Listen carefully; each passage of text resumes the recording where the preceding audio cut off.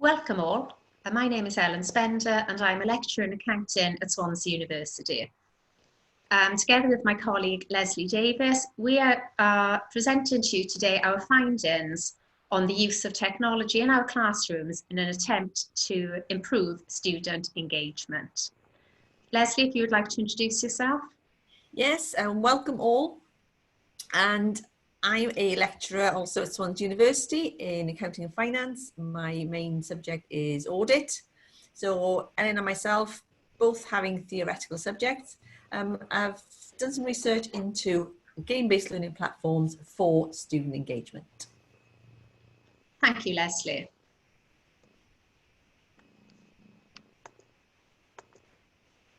In the last 20 years, technology and the use of technology in the classroom has increased substantially. And we have seen a change in the way our students learn and their expectations. 2 decades ago, students were seen to believe that textbooks and attendance was the route to achievement. However, we have seen a change in the learning styles of our students, and many students we felt were passive they were attending our lectures, but they were not engaging with us.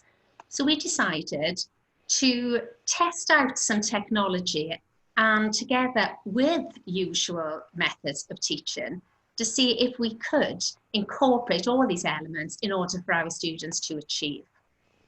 Students come to our classes and it's very rare that you'll see a student carrying a textbook into the classroom. However, they will be carrying some form of electronic communication, be that an iPad, a laptop, or more usually their mobile phone.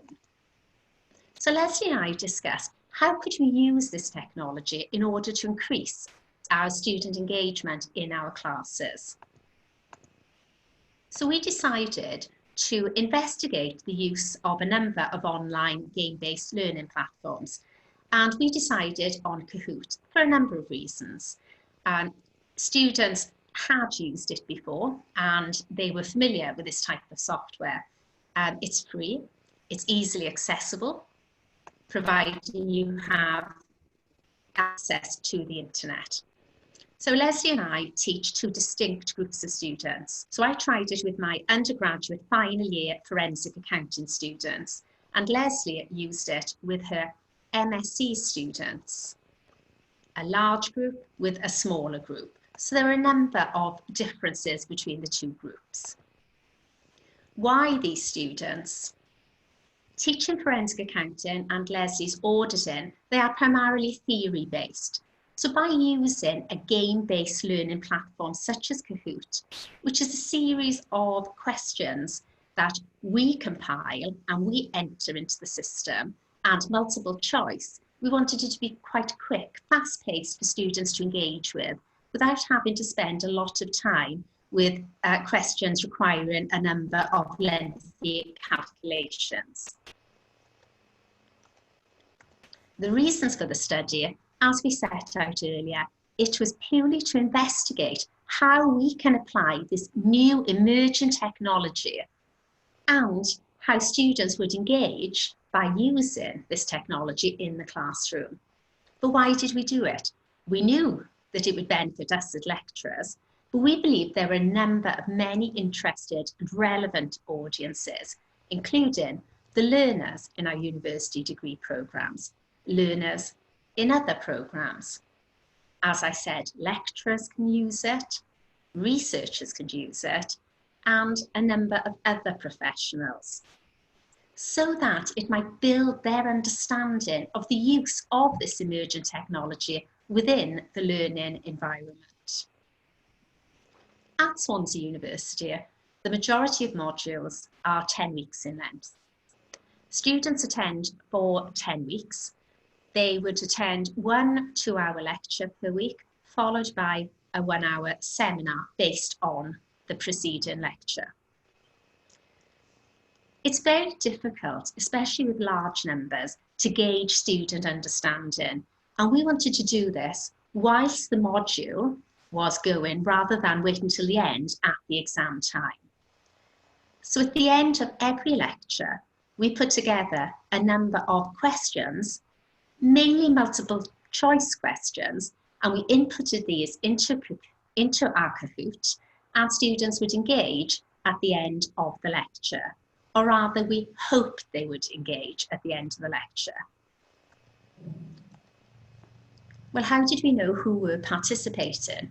We will demonstrate the use of Kahoot at the end of our presentation, but we didn't have to go around counting heads or having a look to see who were using their mobile phones, because Kahoot will show you the number of students participating in any game at the time you are using it. At the end of the module, we then distributed a questionnaire where we asked for the students' views. For those of you that may not have used Kahoot before, I put the link there for you. As I said earlier, it's free to use. It's easy to use, and the majority of students will have used it either during other modules on their university degree, but it's also used in schools and FE colleges as well. Just showing you a couple of screens to show you how students can access your game on Kahoot. When you log into your free account on Kahoot and you choose the game that you wish to use, then it will generate a unique PIN. This is then shown to the students on the screen you're using in your lecture hall. Students do not need to have their own Kahoot account. They simply search on the internet for kahoot.it, and then when prompted, they type in this code. The game that you want to use, because you can save a number of games, a number of questions, series of questions on whichever module you're using, they then will just sit.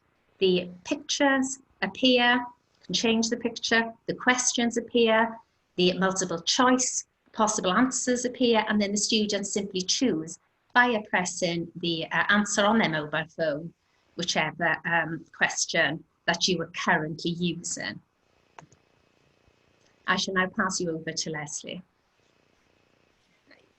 Okay, the aim of the study undertaken by Ellen and myself was looking at the correlation between using Kahoot and student engagement. Now, student engagement, to get the students to participate with us, to get their understanding, was important for us to be able to cover what we needed to cover within our module. So student engagement in classes is a global issue. You know, you want your students in there, you want to be able to pass on the information, you want them to enjoy what they're doing, you want them to take that information out to the big wide world with them. So is there a correlation between using Kahoot in the lectures and enhancing the student experience? For Ellen and myself doing this, we needed to show the students that the technology is out there and we're not just relying on the textbooks, we are embracing what they're learning and how they're learning. And in the current situation that we're in now, obviously with a lot being potentially going to be online, we need to show the students that, you know, we can adapt to their learning. Student attendance, student satisfaction, and the benefits to the student learning. You know, we're both passionate about passing on that information, but making sure that they understand the information. And this was a really good method because we could put any question in, especially if it was on a specific area, test the outcome, test the numbers, the response, and then we'd be able to feed back the information to ourselves.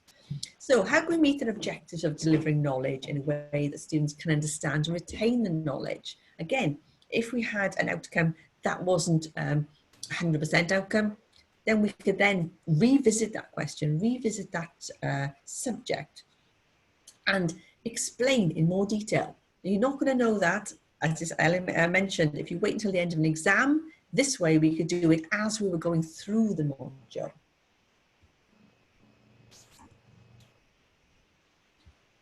And we had 4 main study areas that we were looking at: technology barriers, pedagogic to the students, did they view it as a game or a learning tool, and did it encourage interaction?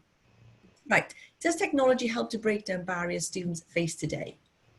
we have to be innovative. We have to move with what they're using. As Ellen mentioned, the students would come in with the phones, the iPads, the laptops. That's what they use as their main learning tool.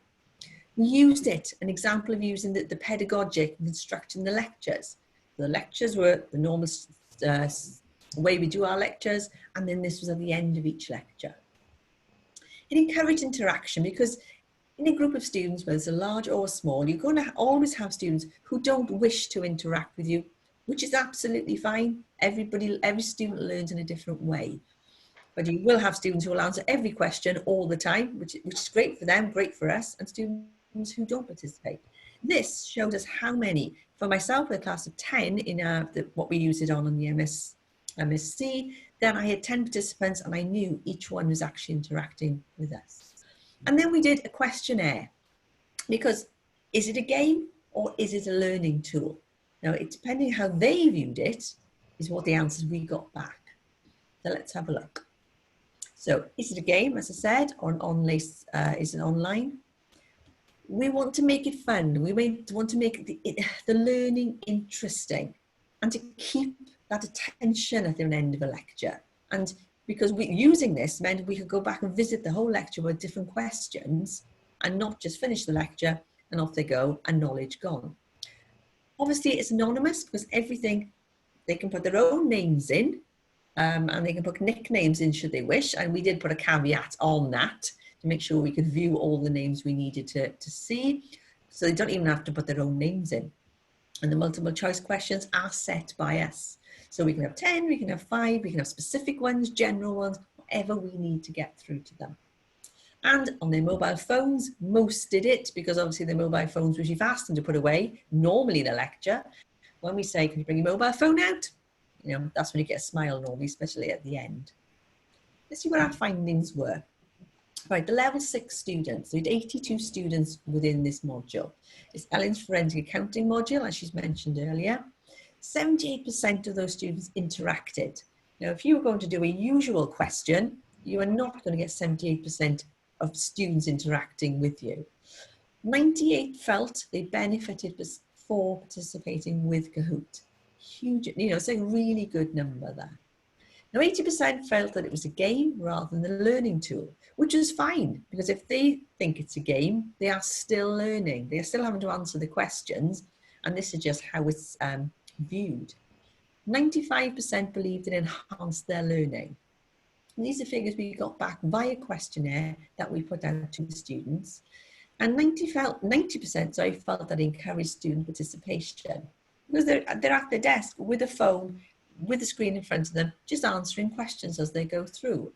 Now, for my level 7 students, who are, my strategic accounting students, 100% interacted. 70% felt they benefited from participating with Kahoot. 30% felt there was a game rather than a learning tool, which meant, that was a good resource we had there. 70% believed it enhanced their learning. And, as lecturers, anything that enhances a student's learning and a student's participation and a student's attendance is always going to be a good thing. And 80% felt that it encouraged student participation. So on these numbers, we knew that this was something that was working with it for us. So overwhelmingly, this was appreciated by students. Why? In my case, 2-hour audit lecture, and then I asked them to take their phones out, and they see it as a game or a learning tool. So it's a different aspect to what they've just learned for the last 2 hours. 78 participated during the lecture. The conclusion, what we wanted to do is increase attendance, because students must see an added value. For a student to turn up at a lecture, if they know there's something at the end of it which is slightly different to what they've done before, and will encourage them and will aid their knowledge and understanding, that's what our main drive is. Questionnaire results, as we've just seen, were very positive. Will I continue using it? Absolutely. I enjoy using it because I can put a question in there and I know whether it's been picked up or not, and how much time I would then go back on reviewing that. Ellen has said the same in her discussions. She was certainly be carrying on using it. So the overall answer to that one was, yes, we will be using it. The student appreciated it and they learned from it. So what we're going to do now is we're going to demonstrate how it works. I'm going to be the student answering the questions. I hope I get them right or wrong. We just don't know. So over back to Ellen now, and she will start the demonstration. Thank you, Leslie.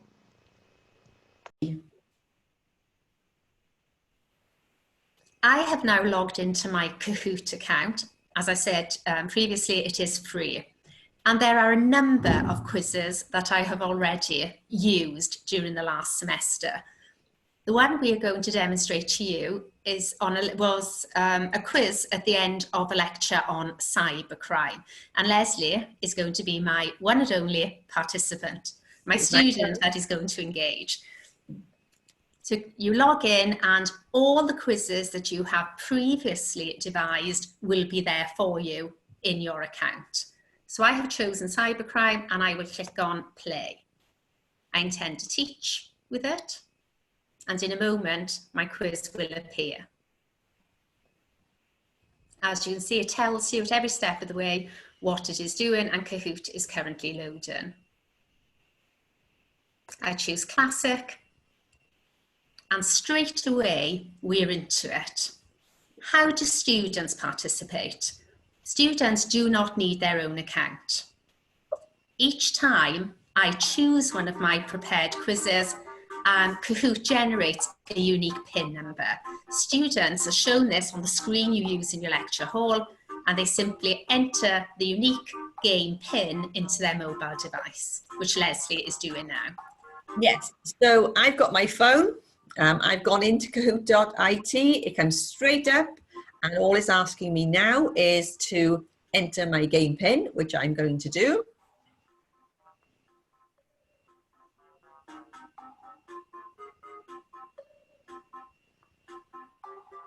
So it's now asking me for a nickname. So I'm just going to give my name. And there you've got, you're in. Thank you, Leslie. And instantly, you are shown on the screen how many participants. For this demonstration, we have one. Usually, it will show all the students that are participating. You don't need to do a head count. You will instantly know the number of students in your lectures, and you can see just how many are participating. And here you can encourage those, and you can give them a couple of minutes to log into Kahoot. And now we shall simply play the game. So you choose start, and all the questions in this particular game will automatically appear. So for this one, what does recent research tell us can be a motivation for a cybercrime criminal acting slowly? Multiple choice, and students simply choose which answer. So I can see on my phone, I have the questions there. I can read the questions. Also done, the quicker you answer a question, the quicker the questions go through. So I can pick any one of those. I'm just going to pick,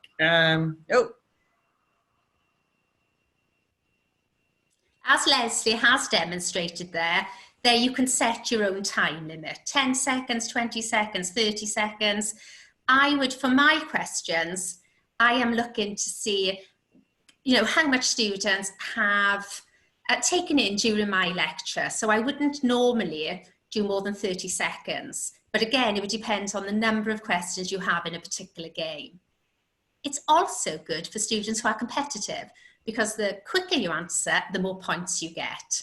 And here it shows, and this was done on purpose, that students could not answer this question.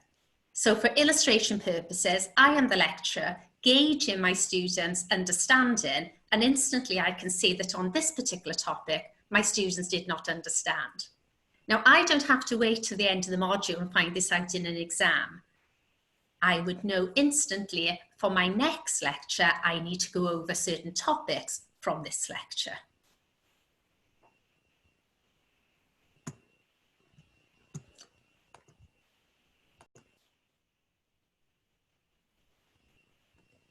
So all that's left for us to say now is thank you for taking the time to attend our presentation. Of course, if you do have any further queries or any questions, please do not hesitate to contact either of us, and our contact details are shown. Thank you, and I leave it to Leslie to close. Yes, thank you all very much for listening to our presentation. If you have any questions about how we've used or what our outcomes are, please email, because it's something that we do feel actually quite passionate about, getting the information across and understanding and participation with the students. Thank you all again for listening, and I wish you well.